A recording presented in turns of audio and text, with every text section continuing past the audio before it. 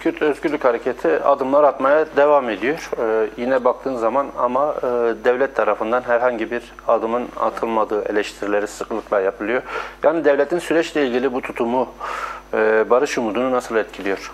Devlet cephesinden Kürt Özgürlük Hareketi'nin attığı tüm samimi adımlara karşı somut ve güven verici adımların atılmaması ve gecikmesi ya da eksikliği şüphesiz Türkiye halklarında, başta Kürt halkı olmak üzere Türkiye halklarında barış umudunu yıpratır. Bunu bir kere söylemek gerekiyor. MHP lideri Devlet Bahçeli bir konuşmasında barış tek kanatlı kuş değildir demişti. Evet. Bunu hatırlayacak olursak şimdi buradaki barış kuşunun Kürt tarafındaki kanadı çırpıyor. Kürt Özgürlük Hareketi, Önder Apo bu süreçte aslında hem Türkiye'nin demokratikleşmesi hem demokratik toplumun inşası hem de barışın toplumsallaşması açısından kendine düşen bütün sorumlulukları yerine getirirken Türk tarafında hala kuşun kanadı kalkmış değil. Şüphesiz devletin somut adımlar atması artık her iki taraf açısından da kaçınılmazdır. Aksi durumda sadece Kürtlerde değil tüm toplumda güven zedelenir. Nitekim yapılan son anketler de gösteriyor ki Kürt halkının, başta Kürt halkının ama Türk halklarının Önder Apo'nun başlattığı bu sürece dair aslında inancı çok büyük. %80 oranında halk bu sürecin kendisini sahiplenen, Önder Apo'nun ortaya koyduğu iradeyi sahiplenen bir yerde. Ancak devletin atmadığı adımlardan kaynaklı sürecin gidişatına dair de sadece %40 bir inanç var. O açıdan sadece söylemle yetinilmesi, yine işte süreçteki baş aktörlerin siyasete ve sokakta devreye girmesi için ancak şey yapabilir. Karşıt aktörler de var. Nitekim bu sürecin karşıtı olan tüm aktörler de var. Provokasyon var. Nitekim tüm kesimlerin bu noktada diline ve söylemine de dikkat etmesi, kapsayıcı bir dil kullanması, pozitif, yapıcı bir dil kullanması gerekiyor. Her bir söylem de Kürt halkını olumsuz noktada etkileyen ve bu sürece olan inancı da azaltan bir yerde oluyor. Şimdi hukuki ve kurumsal güvenceler eksik olunca sürecin geri dönüşüne dair ümitler de artık azalıyor. Onu belirtmek gerekiyor bir kere. Barışın kalıcılığı hem toplumsal düzeyde hem Kürt tabanında hem de uluslararası düzeyde devletin atacağı somut adımlarla şüphesiz ilişkilidir. Tabii devlet eyleme dönüşmeyen söylemi Kürt tarafındaki, Kürt halkındaki umutları zayıflatır. Sürecin ilerleyebilmesi açısından bu saatten sonra Kürt hareketinin attığı son tarihi adımla birlikte devletin de somut adımlar atması gerekiyor. Nitekim 100 yıldır devam eden bir inkar edilen Kürt gerçekliği var. Bunun karşısında başlatılan bir süreç var. Bu sürece kadar sadece Kürt halkına dair söylem geliştirildi. İçinden geçtiğimiz süreç aslında geçmiş dönemlerde de yaşanan ama birbirine özellik olarak da benzeşmeyen farklılıkları da barındıran bir yerde. Bu sürecin kendisinin amacına ulaşması açısından artık laftan ve söylemden öteye geçmek gerekiyor. Değil mi? Yani bugün komisyon en son Adalet Bakanı da dinledi. O da Adalet Bakanı da dinledi ama şöyle Komisyon Adalet Bakanı'nı dinlerken hem sürecin hem Kürt Özgürlük Hareketi tarafından hem de bir bütün Kürt halkı tarafından aslında baş müzakerecisi denilen olarak kabul edilen, yine barış ve demokratik toplumun inşasının öncüsü olarak tanımlanan Önder Apo ile hala görüşülmemiş olması Kürt halkı açısından kabul edilemez bir yerde. İlk olarak da tek somut adım mesela öncelikli olarak halkın beklentisi komisyonun bu meselenin baş muhatabı olan Önder Apo ile görüşmesidir. Yani bu yönde de bir için birçok yerde eylem etkinlik yapıldı. Bu talep çok sesli dile getirildi. Uzun yıllardır devam eden, 2023 yılından beri devam eden ama saklığından bu yana aslında devam eden, sürekli Önder Apo'nun özgürlüğünü talep eden birçok eylemsellik kampanya gerçekleştirildi. Şimdi toplumun tüm kesimleri irade olarak görüyor, muhataplar irade olarak görüyor. Uluslararası kamuoyu hem Kürt Özgürlük Hareketi'nin attığı adımları hem de Önder Apo'nun ortaya koymuş olduğu çözüm perspektifini sahiplenen aslında Kürdistan ve Orta Doğu coğrafyası açısından da ümit veren bir yerde değerlendirirken devletin sadece sözde kalması kabul edilemez ve bu sürece dair umutları da gitgide düşüren bir yerde olur. Onu belirtmek gerekir.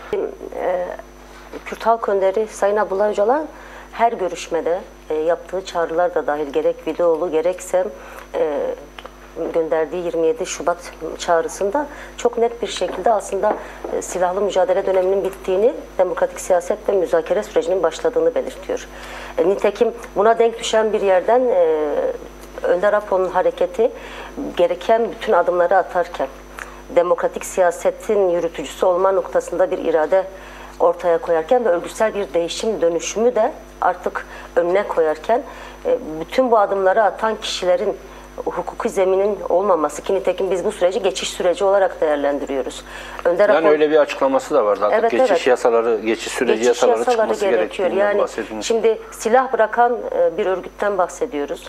Yine silahlarını yakan, Türkiye'den silahlı güçlerini çeken bir örgütten bahsediyoruz. Gelip Türkiye'de demokratik cumhuriyet zemininde demokratik siyaset yürütmek isteyen, demokratik toplumun inşasında öncülük rolü oynamak isteyen kişilerden bahsediyoruz. Örgütün yöneticilerinden ve savaşçılarından bahsediyoruz. Şimdi bir örgüt uzun yıllar verdiği mücadele sonucunda böyle bir kararlaşmaya gitmişse buna dair de devletin kendisinden aslında bir adım atılmışsa sürecin başlaması öncesinde geçiş süreci yasalarının mutlaka gerçekleşmesi gerekiyor. Nitekim Önder Apo İşte mesela bu yasalar neler olabilir? bunlar bir kere geçiş süreci yasalarında şu olmak zorunda. Demokratik toplum ve sivil toplum yasaları mutlaka olmak zorunda. Eşit yurttaş yasaları olmak zorunda. Kürt halkı mücadelesini başlatırken aslında Önder Apo şuna atıfta bulunuyor sürekli. 1071 ruhuna ve 1920 ruhuna, o dönemdeki Cumhuriyet'in çoğulcu yapısına ve tüm halkların, kimliklerin kabul edilebilirliğine, örgütlenmeye haklarının, inançlarının, dillerinin, kültürlerinin kabul edilebilirliğine atıfta bulunan bir yerde açıklamalarını yapıyor. Nitekim savunmalarında da bunu belirten bir yerde. Şimdi herhangi bir hukuki düzenleme olmayacak. Silahlarını bırakan kişilerin gelip Türkiye'de, nitekim hepsinin yolunu gözleyen sevdikleri var. Bugün Kürt halkının temel belirleyici esaslarından bir tanesi de budur. Hepsi çocuklarımız silahlarını bıraktı ama buraya geldiklerinde yasal bir güvenceleri yok diyor. Ya da zindanda olan arkadaşlarımızın aileleri, çocuklarımızın yargılamaları hala devam ediyor diyor. Yeni yargılanma süreçleri başlatılıyor diyor.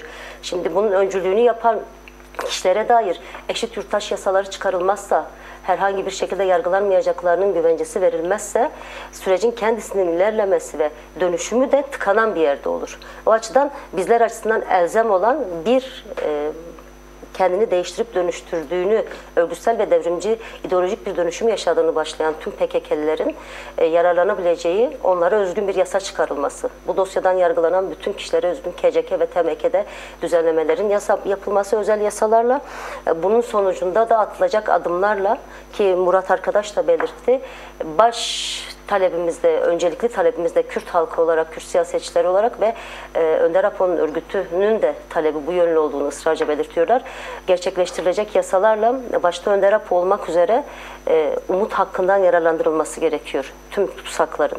O açıdan sürecin ilerleyebilmesinin kendisinin aslında baş faktörlerinden bir tanesi ve öncelikli faktörü budur diyebiliriz. Şimdi Önder Apo kendisinin içinde bulunduğu aslında İmralı sürecini de Cumhuriyet'in 3. bir doğuşu olarak tanımlıyor. 2. yüzyılında artık 102. yılındayız Cumhuriyet'in. Bugüne kadar tanınmayan bir halk gerçekliği var. Özgürlüğünün tanınması gerekiyor ama özgürlüğünün tanınmasından da önce Kürt halkının varlığını kabul ettiren mücadelenin yürütücüleri ve öncülerinin hukuki güvenceye kavuşması gerekiyor diyebiliriz.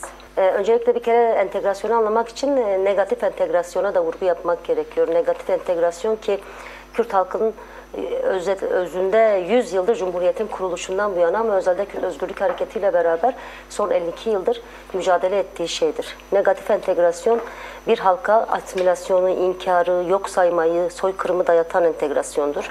Nitekim negatif entegrasyonda bütün uluslar kimliklerinden, dillerinden, varlıklarından arındırılan, sadece biat ettiği oranda kabul edilen ve devlete eklemlenen bir yerde olurlar.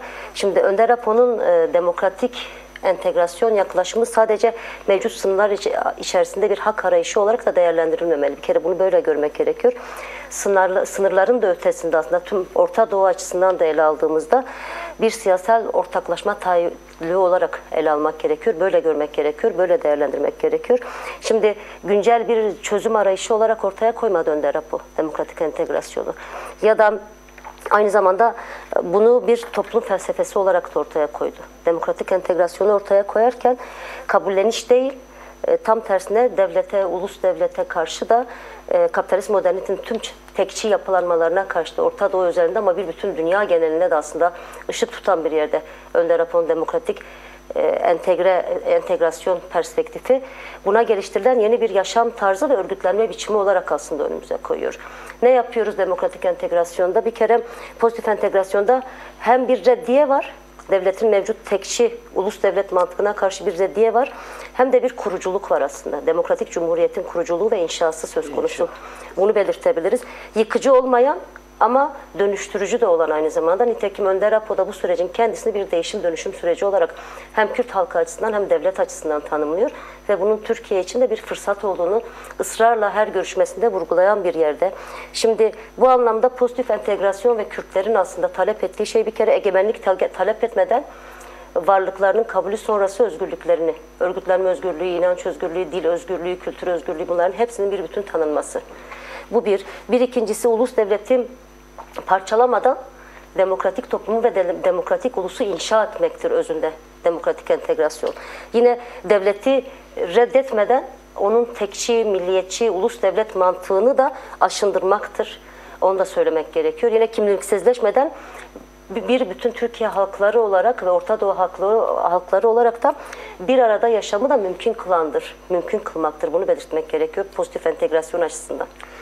Yani şeyle de devam etmek istiyorum. Hani süreçle ilgili partinizin de hazırladığı kapsamlı bir eylem planı var. Bu hem kadın özgün hem karma MYK toplantınızda bunu açıkladınız. Yani plan çerçevesinde nasıl bir yol haritası belirlediniz? DBP çözüm için neler yapacak?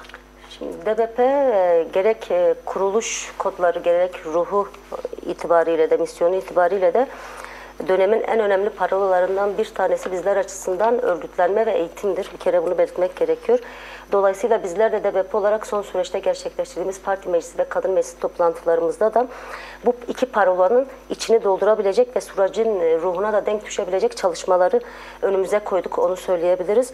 İlçe ilçe, mahalle mahalle, köy köy dolaşıp Önder Apo'nun demokratik toplum manifestosunu toplumsallaştıran, onlardaki her bir başlığı, her bir yenilenmeyi tarihsel başlıklar olarak değerlendiriyoruz. Nitekim biz bunu. Bunları hepsinin demokratik eğitim çalışmalarımızla, kadın meclisimizin gerçekleştirdiği ki 2 yıla yakın bir zamandır devam ettiğimiz farklı başlıklarda atölyelerimiz oluyor. Kadın özgününde, tüm yerellerde.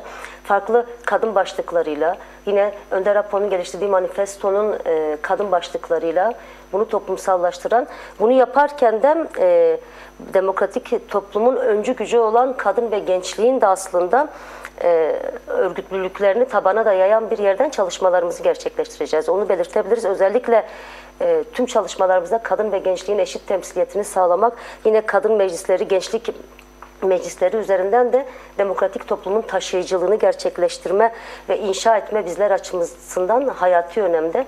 Bu yönlü çalışmalarımıza hız kazmadan devam edeceğiz. Yine DBP'nin sahadaki rolünü şöyle de değerlendirebiliriz. Bir bütün bu eylem planını hayata geçirmek ve sürecin toplumsal meşruiyetini güçlendirmek adına da demokratik dönüşüm adına da bir taban desteği oluşturmak. Nitekim Önder Apo'nun ortaya koyduğu çözüm perspektifi, demokratik toplum çağrısı ve son demokratik toplum manifestosu toplumsallaştığı oranda karşılık bulacak, toplumsallaştığı oranda yaşamsallaşacaktır. Bizler de DBP olarak gerek kadın, gerek gençlik, gerekse genel yapımız olarak bu süreçte iki önemli ayak üzerinden, demokratik eğitim ve örgütlenme ayakları üzerinden çalışmalarımızı devam ettireceğiz. Yani sanırım uzun süredir zaten bu minvalde çalışmalarınız vardı. Ahmet başta olmak üzere birçok yerde halka süreci anlatma.